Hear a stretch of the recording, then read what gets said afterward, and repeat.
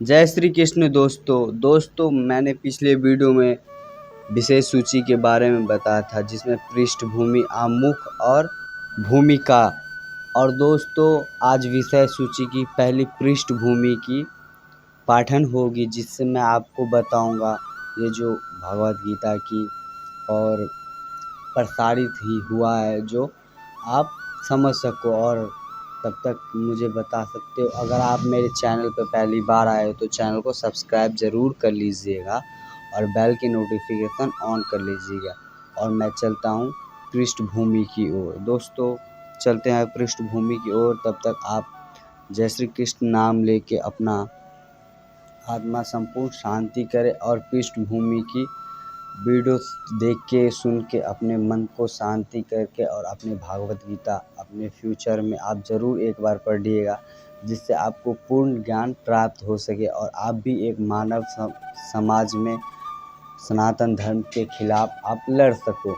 दोस्तों चलते हैं पृष्ठभूमि की ओर और देर नहीं करेंगे। तब तक चैनल के लिए सब्सक्राइब कर लीजिए अगले वीडियो के लिए। तो जय श्री कृष्ण दोस्तों। यद्यपि भागवत गीता का व्याप प्रकाशन और पाठन हो रहा है, किंतु मूलतः यह संस्कृत महाकाव्य महाभारत की एक उपकथा के रूप में प्राप्त है। महाभारत में वर्तमान कलयुग तक की घटना का विवरण मिलता है। इसी युग में प्रारंभ में आज से लगभग 4000 वर्ष पूर्व भगवान श्री कृष्ण ने अपने मित्र तथा भक्त अर्जुन को भगवत गीता का उपदेश दिया था। उनकी यह वाक, जो मानव इतिहास के सबसे बड़ा महान दार्शनिक तथा धार्मिक वार्ताओं में से एक है, उस महायुद्ध के शुभ आरंभ के पूर्व हुई, जो धृतराष्ट्र के 100वें पुत्र तथा उनके चचेरे भाई पांडवों या पांडव पुत्र के मध्य होने वाले भ्रातृघात संघर्ष था।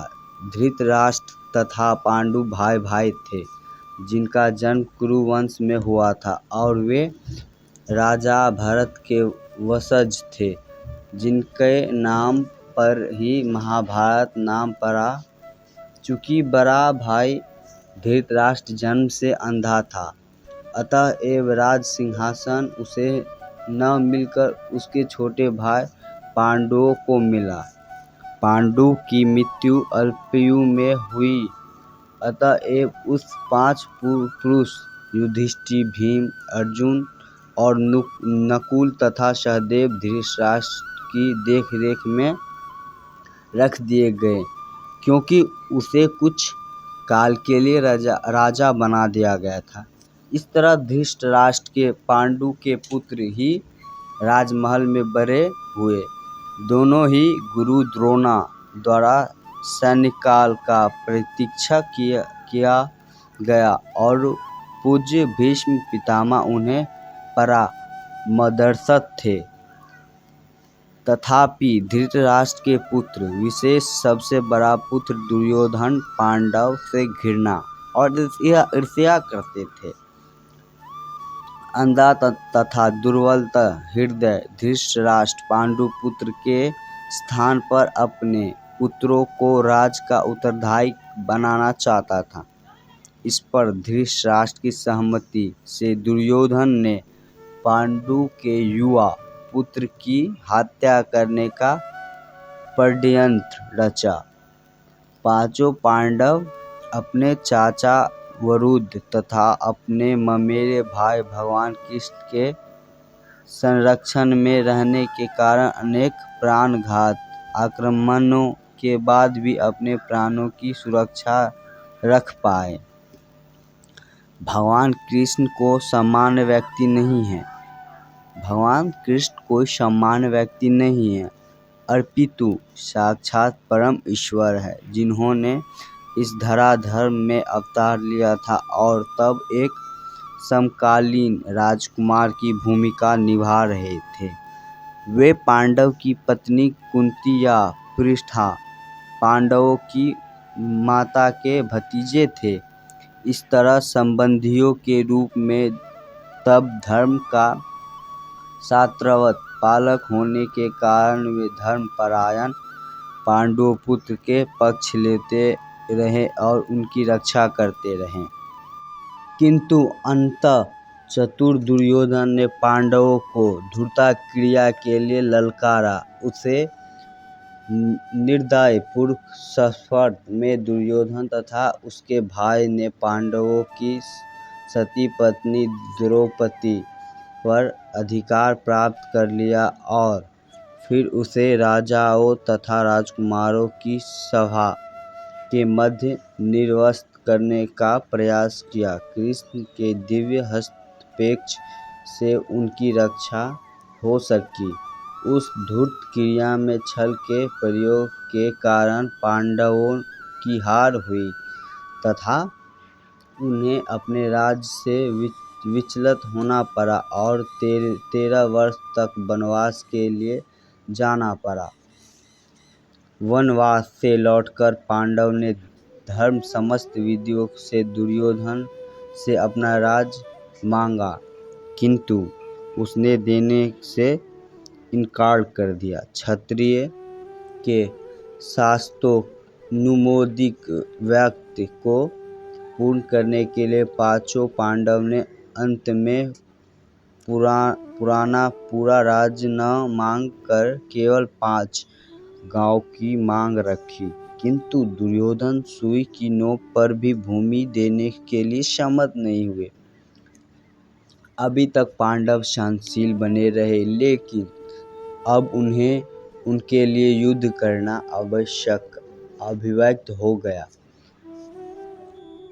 विश्वभर के राजकुमारों से कुछ धृतराष्ट्र के पुत्र के पक्ष में थे, कुछ पांडव के पक्ष में। उस समय कृष्ण स्वयं पांडु पुत्र के संदेशवाहक बनकर शांति का संदेश लेकर धृतराष्ट्र के राजसभा में गए।